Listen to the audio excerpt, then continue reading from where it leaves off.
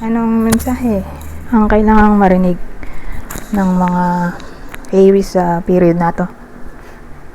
Pwedeng nangyayari na itong magiging reading natin or mangyayari pa lang. Kung hindi man para sa inyo itong magiging reading natin, di baka para sa someone na malapit sa inyo o sa someone na kakilala niyo mismo. Baka may lumabas na gender mamaya, gawin nyo na lang energy, masculine at feminine energy.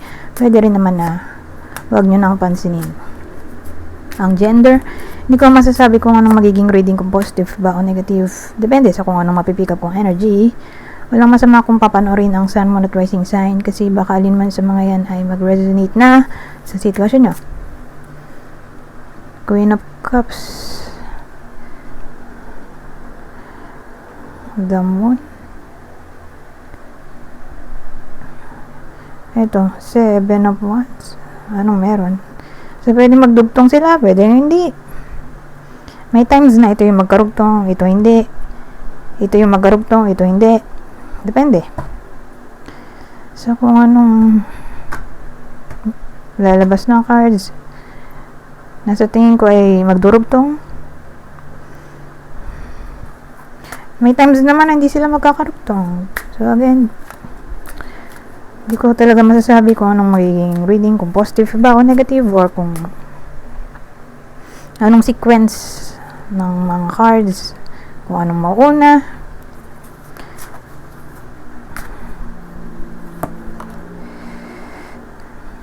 Sa Seven of Wands, Seven of Pentacles, 6.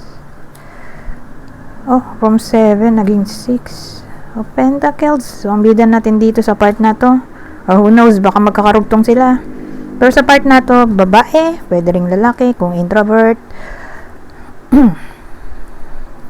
Kunin nyo lang yung clue na sa tingin nyo ay fit sa sitwasyon nyo, base sa self-made clues ko, para masabi nyo kung kayo ba yung bida, person nyo, or kakilala.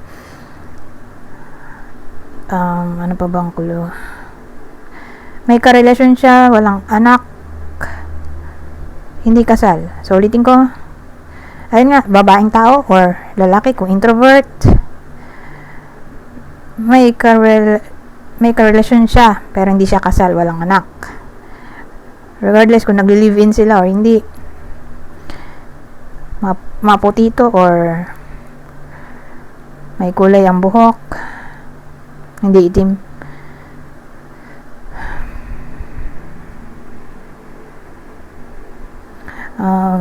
Caring, loving, affectionate, sensitive, intuitive.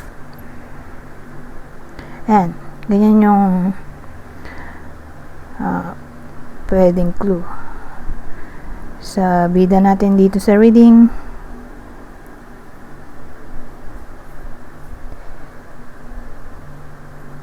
Or emotional.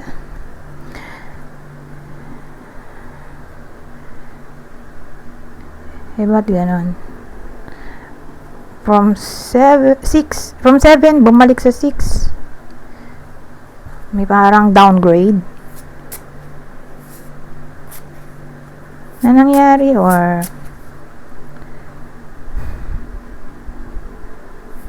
parang nag-reflect sa past. Tingnan natin tong susunod na information.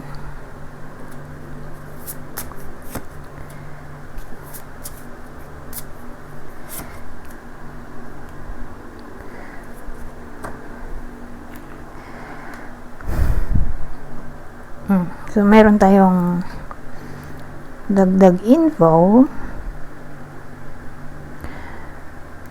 At ang lumabas ay Rider, Moon, saka Bear.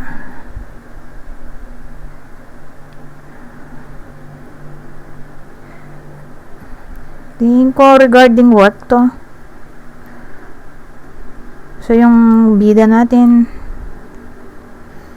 whether nangyayari na to or mangyayari pa lang, parang di na siya masaya sa work niya.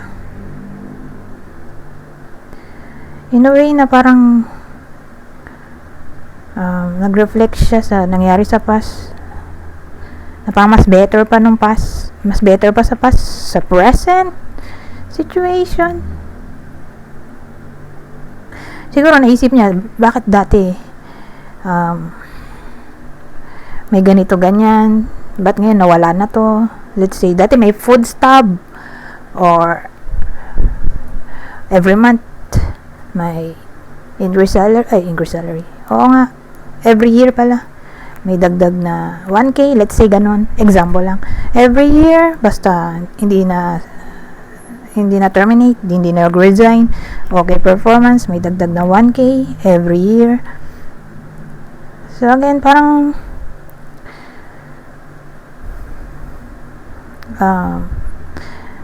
nagre-reflect siya dito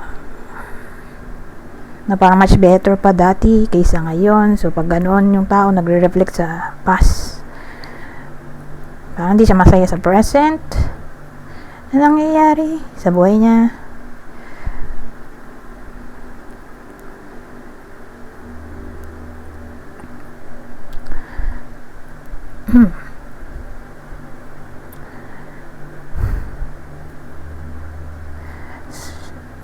So ganun dating.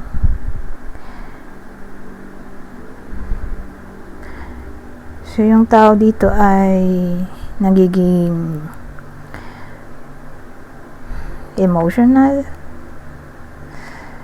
Siguro ito na yung turning point na parang nasagad na siya. Kung baga napapaisip-isip na siya, o mapapaisip-isip pa lang na what if mag-resign yung tao dito at maghanap ng much better salary.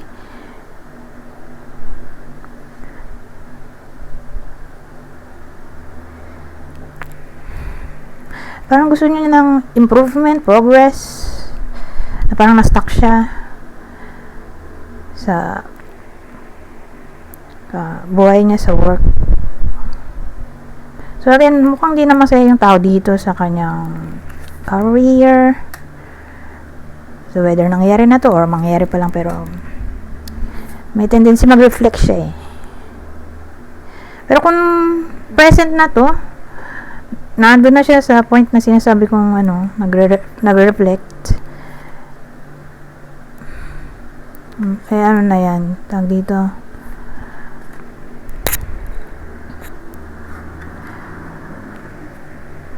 Kung dati hindi pa malinaw sa kanya, pero ngayon magiging malinaw na yung topic na what if maghanap siya ng ibang work na mas better sa work niya ngayon.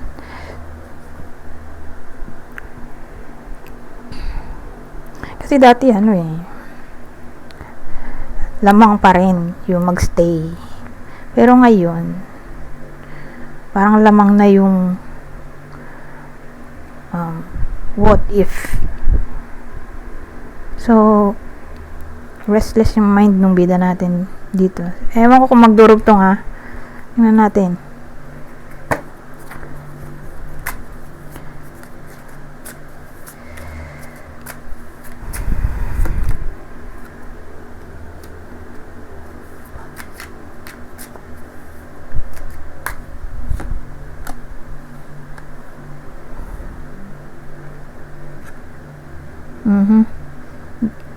Ito, damon na partneran pa nito.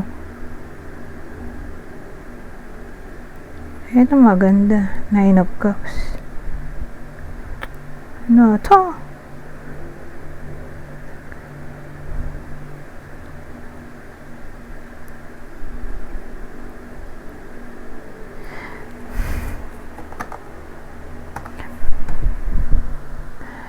Dadagdag ulit ako ng cards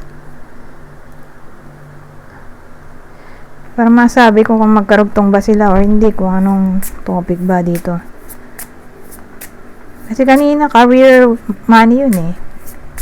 Eto,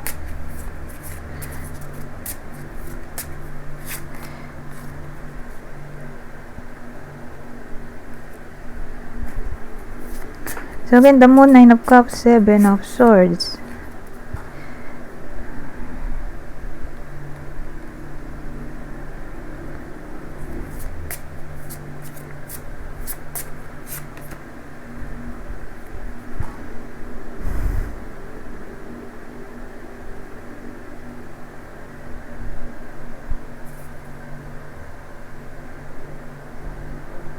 Nangamba nga ako kanina eh. Sabi ko, relationship ba to? Kasi may ano eh, 7 of Swords.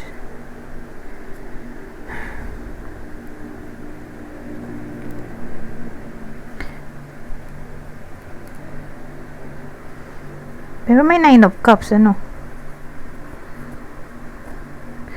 Ano to? Dito relationship, more like friendship. Whether nangyari na to or mangyayari pa lang. Hindi siya dugtong eh. So, in general, magkakaroon ng hint ang iba sa inyo. Hint tungkol sa red flag. Ano yung red flag? All about friendship. Parang makakatunog yung iba sa inyo, or baka nga natunugan na to, na may friend sila na fake, dishonest, mischievous, o backstabber. Ano siya eh, mababibe ng iba sa inyo na parang may negative energy sa ibang friends nyo. Hindi naman lahat, pero may iba doon na parang kukutuban yung iba sa inyo. Masisense nyo to na yung friend ay, let's say,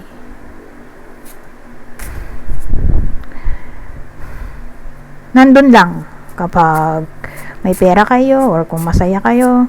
Pero kapag kayo naman yung walang pera or malungkot or problematic, wala siya.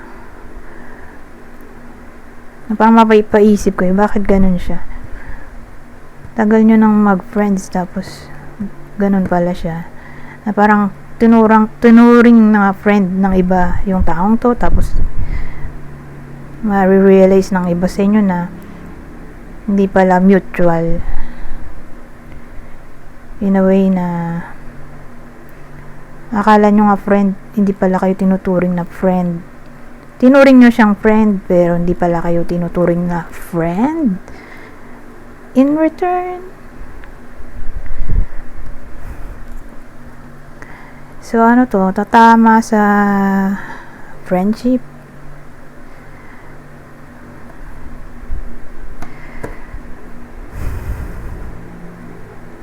So yun, medyo sad nga lang. Kumbaga, dito matetest eh yung friendship sa period na to.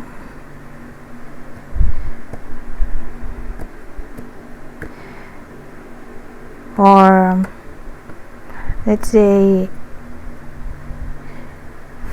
hindi nyo inakala na chinichismis pala kayo nung tinuring yung friend. Pero at first, dahil may 9 of Cups tayo, palagay ang loob nyo sa taong to. Comfortable kayo, satisfied pag kasama nyo. Kaya lang nga, nung lumaon, doon nyo na-realize na parang may kakaiba sa taong to, sa friend nyo.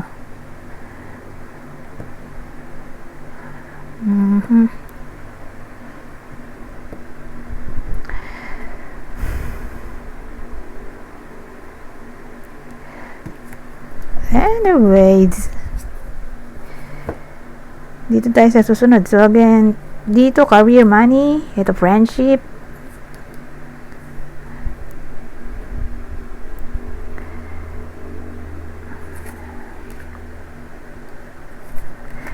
dito, so Tingnan natin kung magdurugtong ba ito.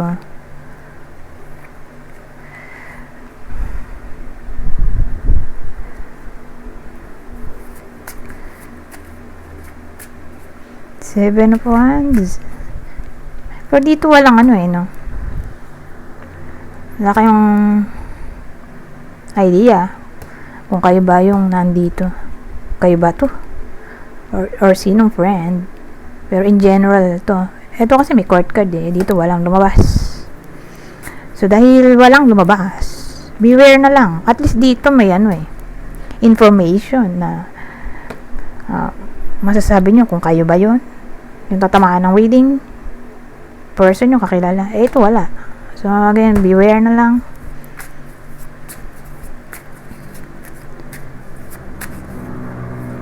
Kasi di natin alam kung kanino tatama sa part na to. Ngayon, dito. Seven of Wands. Wheel of Fortune.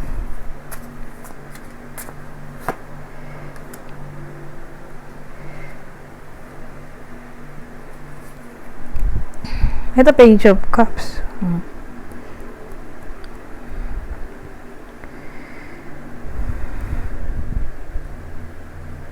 Seven of hindi na pala kita gawa ng ilaw.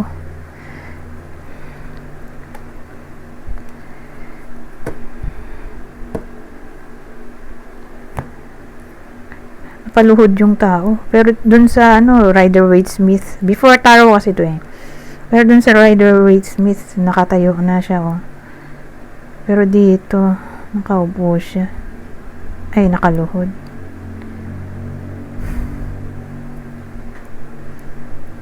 So, bago siya tumayo, nanggaling siya sa pagluhod. Na parang piniplease niya itong mga tao dito sa paligid. Na huwag siyang kontrahin, kalabanin. Pero, in the end, nag-stand on the ground siya sa kanyang decision. Ano kaya yun?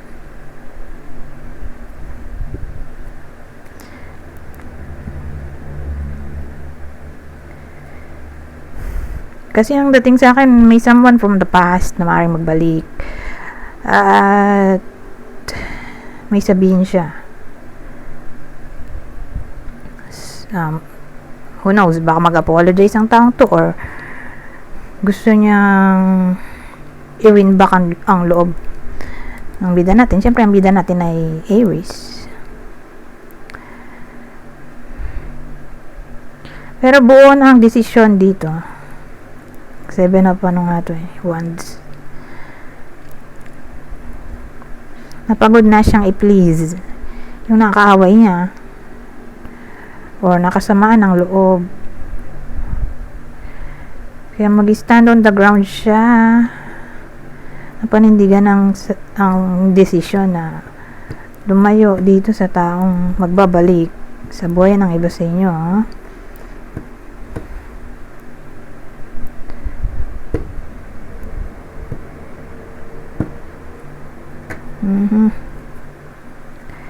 So, ganun ang dating dito sa part na to. May magbabalik.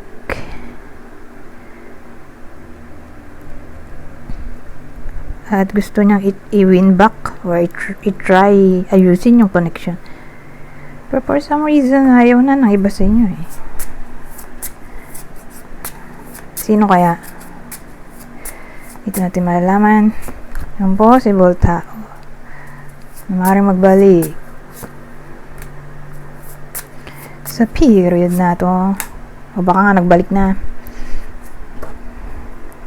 Maraming pwedeng case maraming tao ang pwedeng magbalik. Isa na dyan ay ex-partner,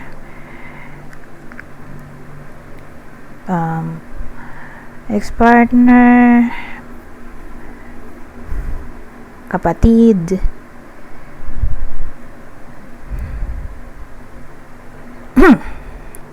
ano pa ba? Or literal na lover, current lover, kaya lang agaway sila. So, depende. Sabihin natin panindigan yung cool off na wag mo nang makipagayos. O panindigan yung no contact sa ngayon.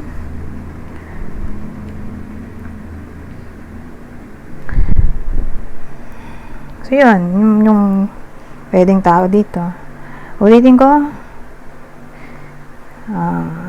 Ex-lover, current lover, na nag-away sila, or ewan ko, for some reason, di sila nag-uusap ngayon, na parang ganun pa rin. Ayaw pa rin kausapin ng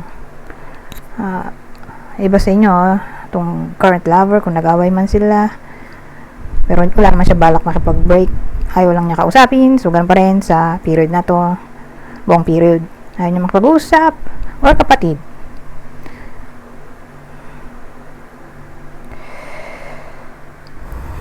Ano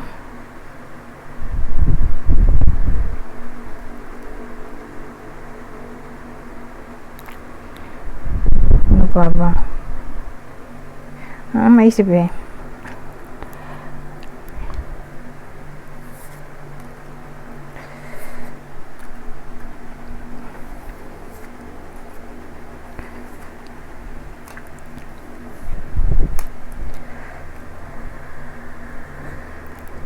So, dito, career money.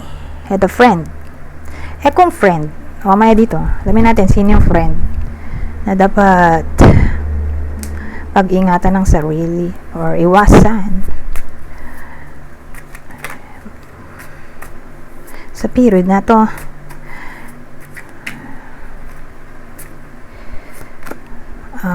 Sagittarius,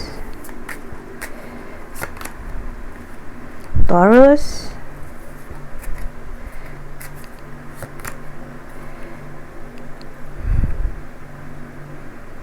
ito, Page of Pentacles, isa sa Earth sign, Taurus, Virgo, Capricorn, specifically Taurus, mulit eh, Taurus,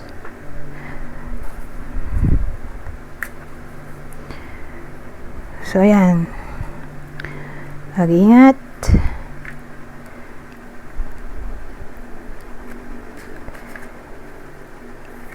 Mababibe nyo naman yan eh. Hindi naman necessarily lahat yun. Sila na yun. Porque ito yung clue. Mababibe nyo naman yan eh. So, kung marami kayong Taurus or Sagittarius or Earth sign na kakilala, sino dun? Di mababibe nyo nga yan. Kung sana lang yan kung saan nyo na lang ma-realize kung sino yung tinutukoy dito. In the right time. Or sa ngayon, kung ganito nga, yung mga zodiac sign, wag mo na sigurong maging close. O wag nyo muna pagsabihan ng problema. Kasi nga, di natin masabi, baka fake yun. Yun nga lang, di natin alam kung sino sa kanila. So again, intuition nyo lang ang makakapagdikta kung sino.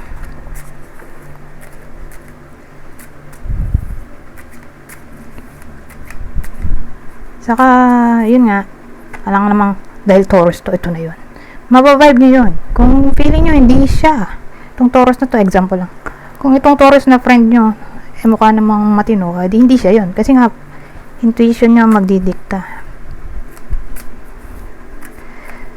Okay?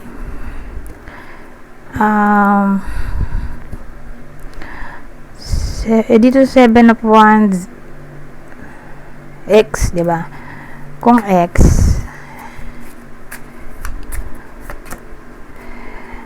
Leo,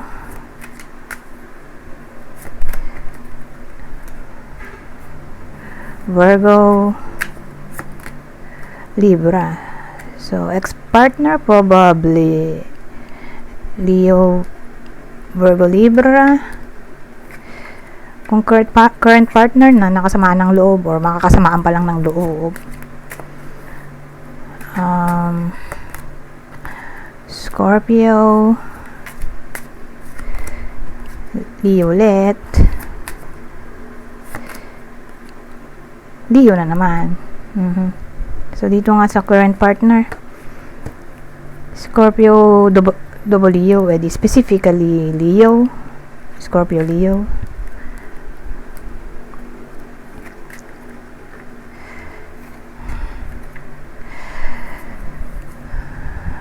Ano ba yung sunod? Kapatid. Kung kapatid.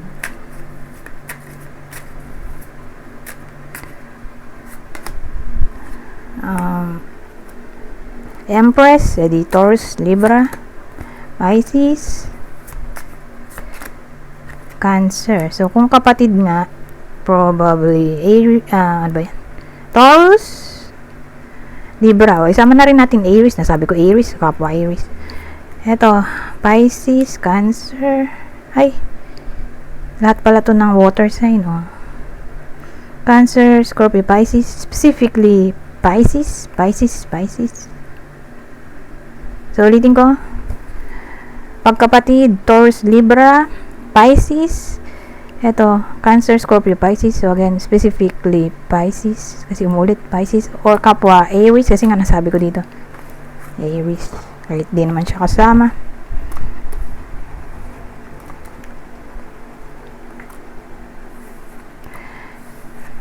Ayun.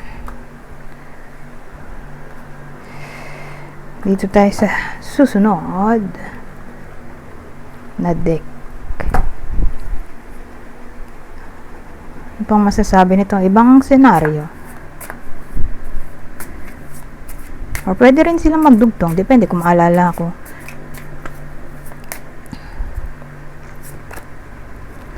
Vitality.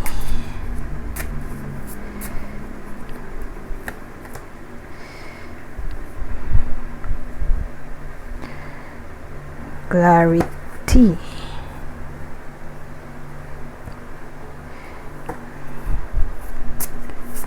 Vitality.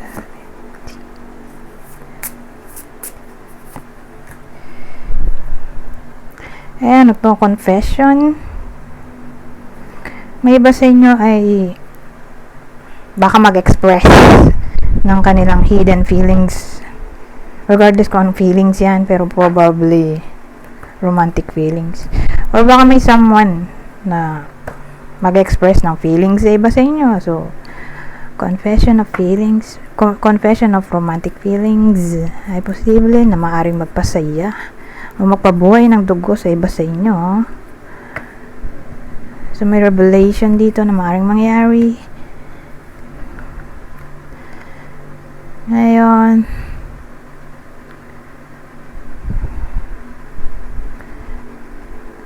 iba pang senaryo. Ano to? Surprise gift. Whether kayo yung magsusurprise sa ibang tao ng gift, or kayo yung isi-surprise ng ibang tao.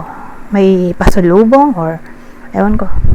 For some reason, makakatanggap ang iba sa inyo ng material na bagay. Let's say, pabango, pagkain, beauty products, makeup,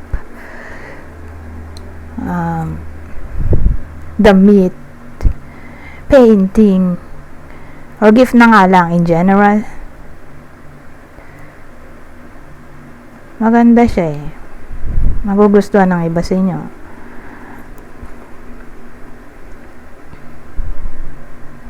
So, expect natin na masi-surprise ang iba sa inyo. Kasi nga magugulat na lang.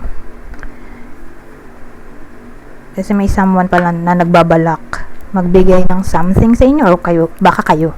Kasi nga pwedeng vice versa. So baka kayo yung may balak i-surprise ang ibang tao. So depende. Pero maganda magiging masaya kayo dito. Whether kayo yung magbibigay or kayo yung makakatanggap, magiging masaya. Sa pangalawang senaryo. Pangatlo, meron pa ba?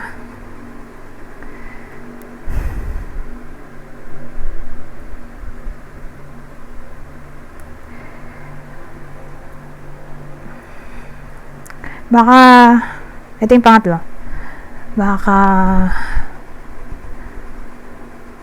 may someone, probably, babae, na para bang all of a sudden naging snobbish, secretive. O yan, parang may ibang ugali. So, dito sa period na to, malalaman nyo kung bakit siya biglang nag-transform sa ganoon. Baka may pinagdaraan ng problema o ewan ko sa kanya. Pero at least dito ma-reveal bakit siya nagkaganon. Bakit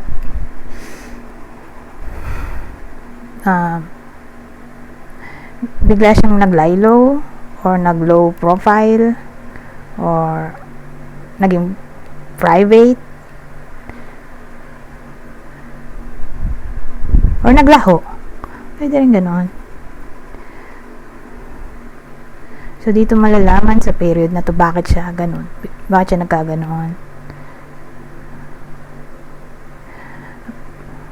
Na parang may malalaman kayo tungkol sa kanya.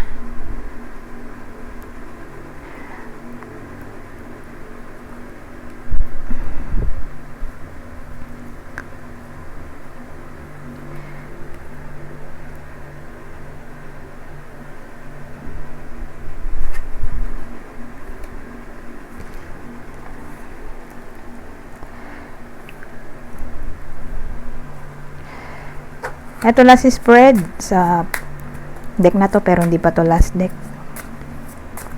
Last spread lang sa deck na to.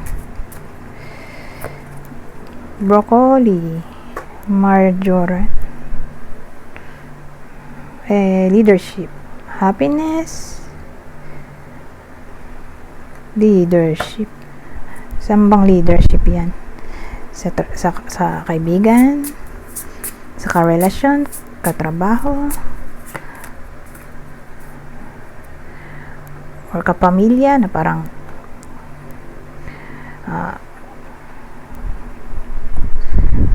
karoon ng sense of authority dito. Or baka promotion to. Ay, oo nga, promotion, oh. Promotion, dito kasi to. Ito growth. Ito leadership. Happy. Mapopromote ang iba sa inyo. Kung sa tingin nyo wala kayong work at sa tingin nyo imposible sa part nyo, edi may mababalitaan kayong malapit sa inyo. Sa kanya pala tatama to. Na yun nga, na-promote siya, edi masaya, syempre. Masaya kayo para sa kanya.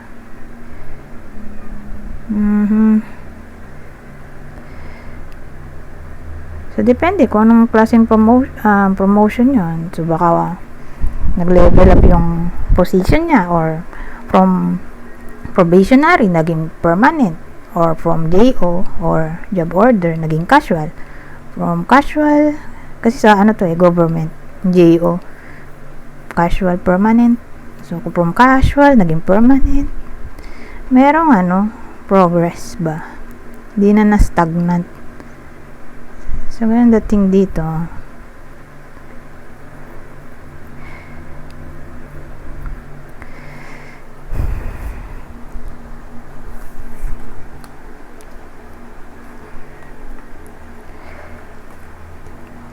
Ngayon, dadagdag pa ba ako?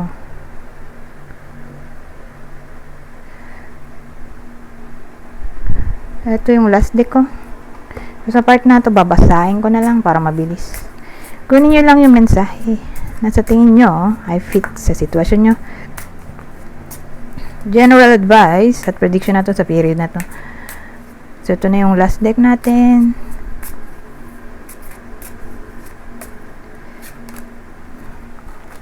So, again, basahin ko na lang para mabilis. Blessed. Ang basa niya? Blessed o blessed? Change. A major life change brings you great blessings. Ito maganda, oh. Soulmate. Relationship. New romance with a spiritual basis is here for you now. So, nabanggit ko to kanina. Yung regarding confession ng romantic feelings. Baka soulmate na yon.